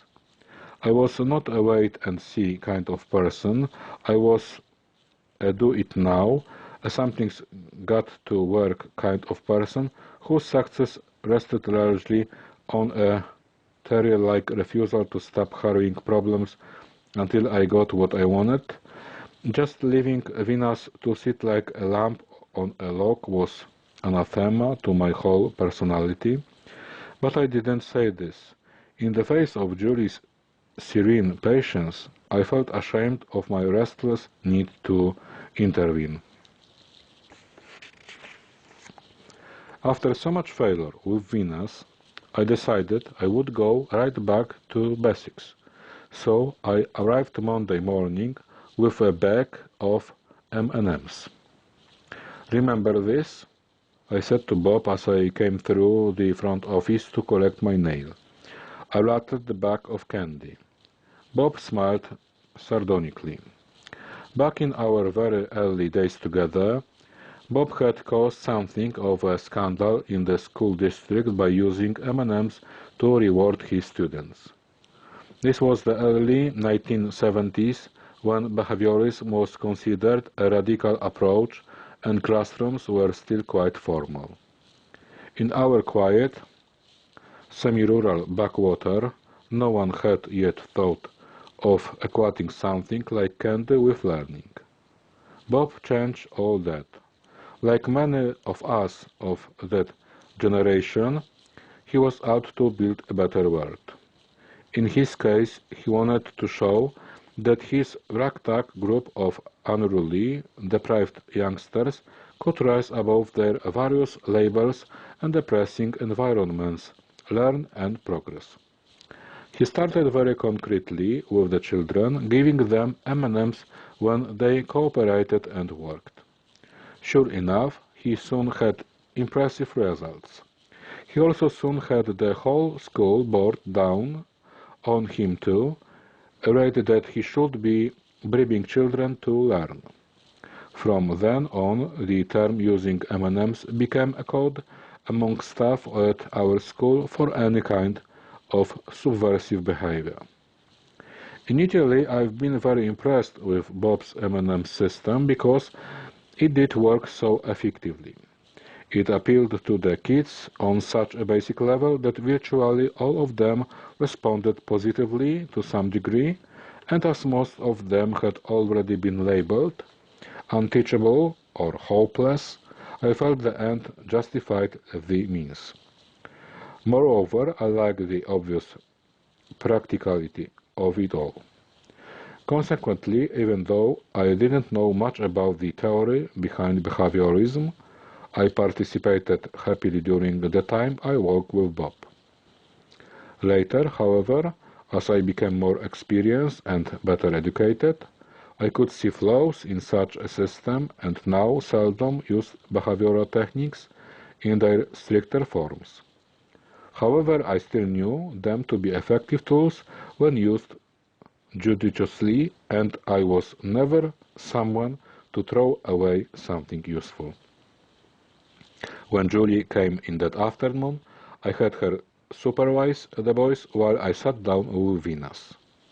This involved the whole cumbersome process of moving Venus to the table, patting her into a chair, and pushing it in. She did none of it herself. I took the chair across the table from her.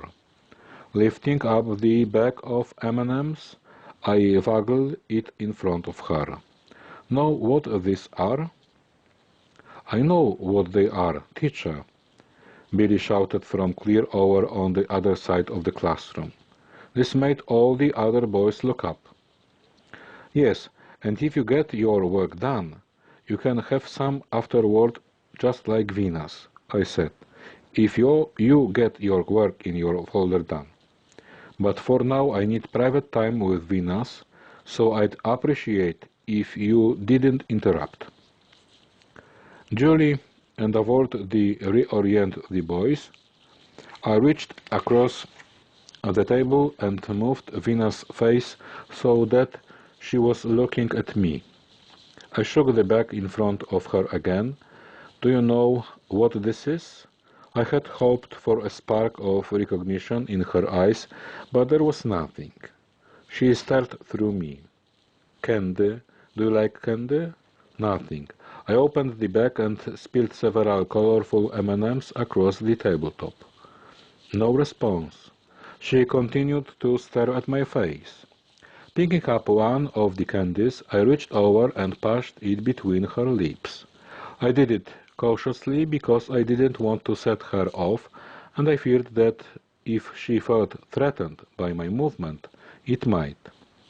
The M&Ms just sat there, hanging half in, half out of her mouth. "Hoo!" Billy cried gleefully. "Look at Psycho. She doesn't even know what to do with it. It's candy, stupid. You are supposed to eat it. Here, teacher, give me some. I'll show her." And before I could respond, Billy was galloping across the room toward me. "Me too! Me too!" Shane and Zane cried, almost in one voice. They too bolted from their chairs. Only Jess remained behind. "I'm not supposed to eat candy," he said briskly. "It makes me hyperactive." Billy lunged forward, grabbing up the M&Ms on the table between Venus and me. "I love this," he said cheerily and popped a handful in his mouth. "Here, girlie, see? You eat 'em. Crunch, crunch, crunch, like this." He made a big, open-mouthed show of masticating. Billy hadn't touched Venus. He hadn't even bent close, but something in his behavior must have seemed threatening because Venus suddenly erupted. She let out a loud, ululating shriek and leaped up from the chair.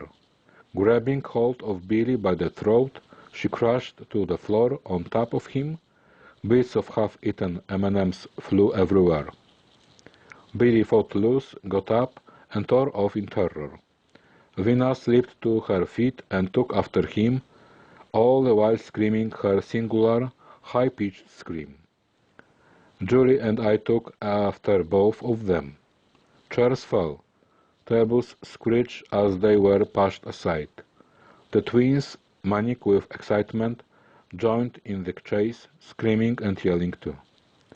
Convulsing with tics, Jess leaped up on top of the bookshelf. "She's gonna kill me! She's gonna kill me!" Billy shrieked. "Billy, stop running! Come here! Don't keep running! You're making it worse." "No way I'm gonna stop." "Zane, sit down! Shane!" The noise level in the room would have drowned out a jet engine. At just that moment I was extremely glad we were not down near the office where we could be heard. At last Julie caught hold of Billy. Venus flung herself against them, and I grabbed her, pulled her back in a bear hug. Venus reacted violently to this. She fought against my grip, rocking back and forth rapidly, knocking her head repeatedly against my chest. She kicked viciously back at my legs, in an effort to force her into a sitting position so that she couldn't hurt me. I sank down to my knees. Even though I was much taller and heavier, I had a hard time bringing her into a sitting position. "Julie, help me," I said. Leaving the frightened boys over by the windows, Julie crossed to where Venus and I were struggling on the floor. "I need to stop her legs. Take hold of them." Tentatively, Julie reached forward. "You're going to need to be more forceful than that," I grunted through the effort of keeping hold of Venus. "Just grab them and push down until they're against the floor." Again, Julie reached down hesitantly. "Help me. I'm going to lose my grip in a minute. Just grab her legs. Sit on them. If you must. I need to stop her kicking." Julie managed to catch hold of Venus' legs. She leaned forward, pinning them to the floor. This made things worse. Venus screamed louder and struggled harder. "Calm down," I whispered in her ear. She shrieked. "Calm down, Venus. When you stop screaming, I'll let you go. Until then, I need to hold you." Louder still she went, so loud in fact that I could feel my eardrums vibrating. "No, you need to stop screaming. When you stop, I'll let go." Still she hollered painfully loudly. "Calm down. Quietly, quietly." "I can do this," Julie moaned. I couldn't tell what she meant, but assumed she had chosen a wrong position and didn't have a good grip on Venus' legs. "Just hang on. I'll be okay in a moment. I'm hurting her." "No, you're not. You're fine. Just keep her legs against the floor." "I'm really uncomfortable with this, Torey." "Just hang on, please. Just a little longer." Throughout this exchange, Venus screamed non-stop. "Come on, sweetheart," I said, bending close to Venus' ear. "Come on now. Calm down. Quietly, quietly. Then I let go." But as it turned out, the decision wasn't mine to make. "Torey, I just can't do this," Julie said. "I know I'm hurting her, and it just feels wrong." And she let go, rising up and backing away. That was all Venus needed. The small shift in balance was enough for her to break free of my grip. In an instant she was to her feet, to the door, through it, gone. For a long, stunned moment, I just stared after her. Then I glanced around quickly at the boys and Julie. "Look after them," I said. Then I took off out the door myself.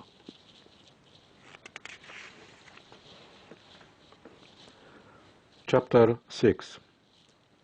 Feeling panicky at losing Venus when she was so upset, I trotted through the school hallways, listening carefully for sounds of her.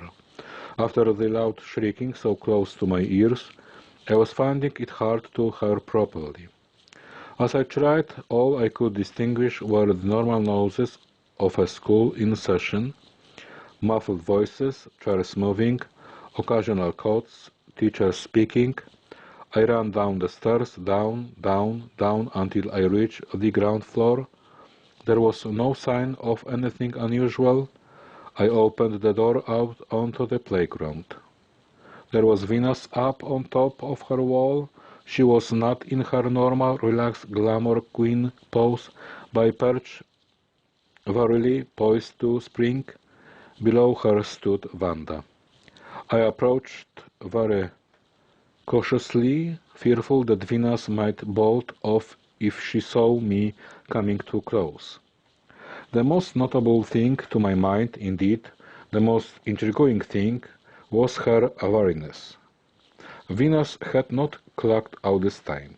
She was watching me intently, not unusual in itself, but this was no vacant stare. The other interesting thing was that she did not appear upset. She had made a remarkable recovery from the incident in the classroom. "Hello, Wanda," I said. Wanda had a plastic baby doll in her arms. She smiled brightly. "Beautiful child." I didn't know if she was referring to the doll or to Venus, who was definitely not being very beautiful at the moment. There was something atavistic about Venus' pose. She remained crouched, hands and feet on the wall, as if she'd spring off at me any time. With her wild hair and intent, rather fierce gaze, she reminded me of a drawing I'd seen once of a Neanderthal child, hunched over a kill. "Venus upset," I said to Wanda. "Do you suppose she will come down from the wall if you ask her?" Wanda turned her head and looked up at her sister. Her no come to school. She came today. She's upset now because we had a disagreement, but that happens sometimes, doesn't it? Sometimes we disagree. But no one is angry, and I'd like Venus to come back to the classroom. Wanda turned her attention back to her doll. She hugged it, nestling it against her breast. Venus, I asked, will you come down, please? Venus remained just as she was, tense, alert, and silent. I'm sorry if I upset you.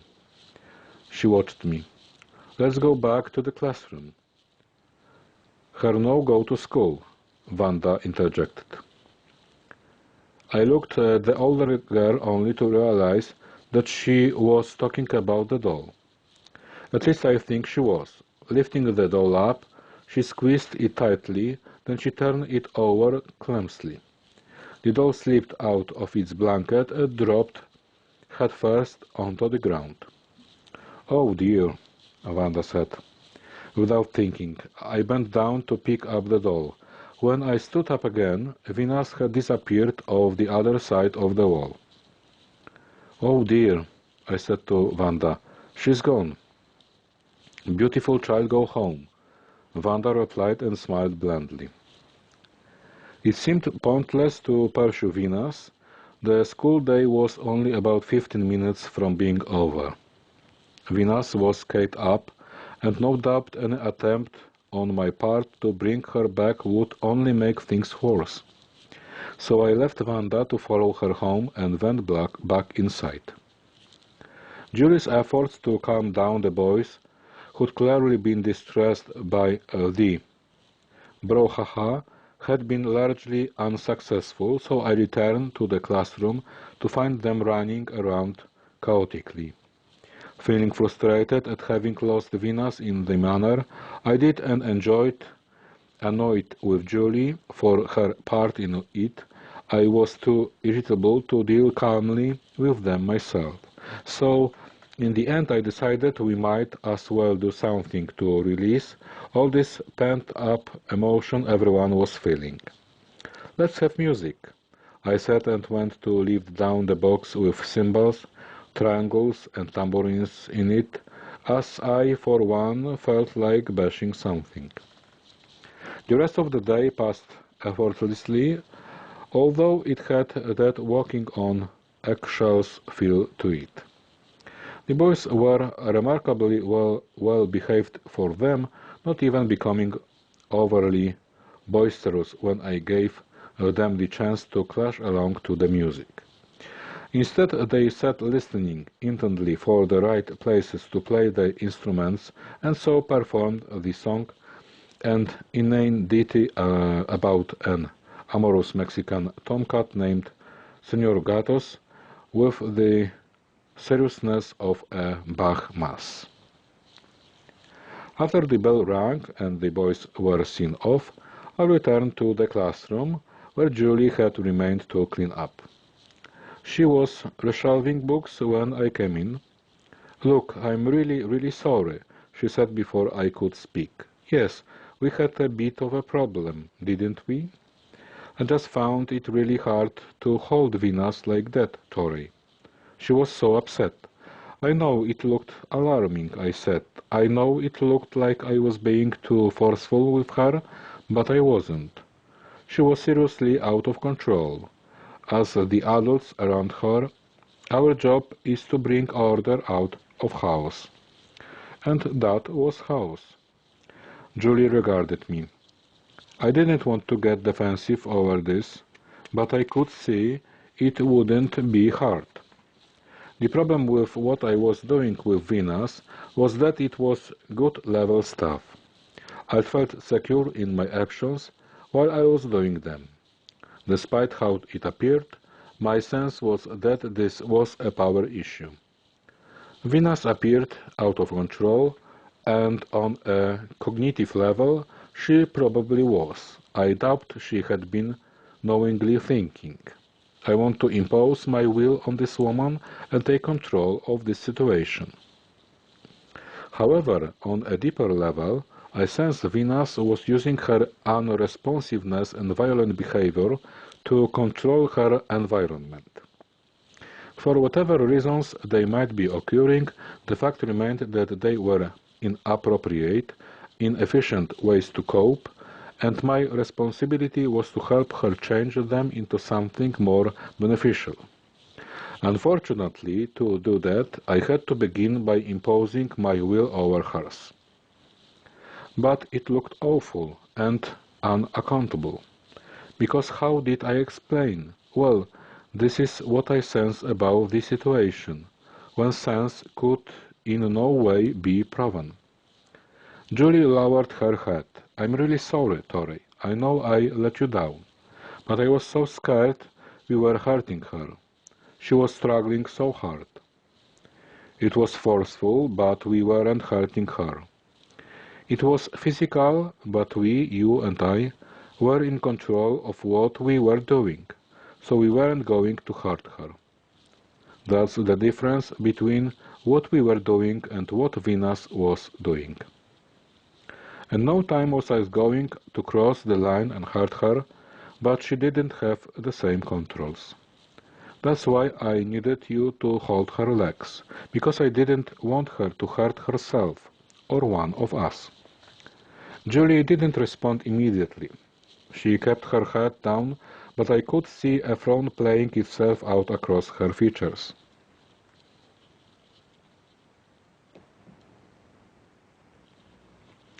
I know you're not going to want me to say this, she said when she finally did look up, but I don't think what you are doing is right. I'm still really uncomfortable with this, because I just don't agree it's the way to do it. What do you think we should do? I don't know. Just not that. We are scaring her so much, Julie said. It's hard for me to see that's right. Yes, I think we are scaring her. To be honest, it scares me. But sometimes we need to get it and do hard things. I have to have control in here, Julie. I have to be the one who sets the boundaries, not any of the children. Up until now, Venus has been using these behaviors to control her world, and they haven't led to a happy life for her. It's my task to help her find other ways of doing things. But I can't do that until I've gained control of the situation. And to do that, I'm going to have to get down on duty. Why can't you just wait? Just give her time to adjust to being in your class? Golly, we're only in the second week of school here, Torey. Can't you give her time? I mean, most of these kids come out of violent homes already. How can you justify using violence against them in the classroom? I don't think it was violence. I was restraining her. It was controlled. I was simply setting the limits. Julie nodded in a faint, unconvinced way. A pause. Julie let out a long, heavy sigh. Okay, yeah, you are the one who's trained in all this. You've got the experience. I'm nobody really, just an aide. Another sigh. But I still feel really uncomfortable with this means justifying the ends kind of approach. Know what I mean? She looked up at me. I'm not kidding, Torey. This girl comes out of a nightmare home situation. I know because I've been at this school for a while and I've seen what she and her siblings live like. I can't believe it's right for us to be horrible to her too, ever. I don't think it did fall under being horrible to her, I said, but I take your point. There was a pause. I guess the only thing left to say is that in my future I'd probably be better if you told me ahead of time when you don't want to do something rather than give up halfway through it. That way I'd cope better. Yeah, I'm just really sorry, Torey. It's a principles issue. I hope you understand. The awful thing was that I did understand, and in my heart of hearts I agreed with Julie. In an ideal world, people in my position should never have to force their will on children like Venus. But then in an ideal world, there would be no children like Venus. In this pathetic, ignoble, real world we were stuck in, however, I could see no other way to bring order out of chaos. Before anything could be done to help Venus, or the boys either, for that matter, limits had to be set to achieve the secure environment necessary for growth. These were unhappy, out of control children, which was why they'd been placed in this room to begin with. They had to be certain I was more powerful than any of their worst urges or most horrible feelings, that I would not cave in, give up, or in any other way abandon them to those things in themselves they could not control. Only with that security could they then risk change. The academic necessity of doing this, however, and the gritty reality of putting it into action were quite different things. Moreover, there was always the agonizingly fine line between the right amount of force and too much, and the fact that each child was different, and each circumstance. There was never a formula.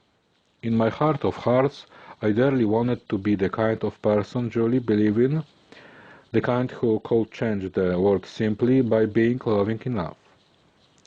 I felt it was crucial to keep such ideals alive, to keep believing that good would triumph over evil, that love could conquer anything, that no one was hopeless because while the world might in reality not be that way, its only chance of changing was if we believed it could.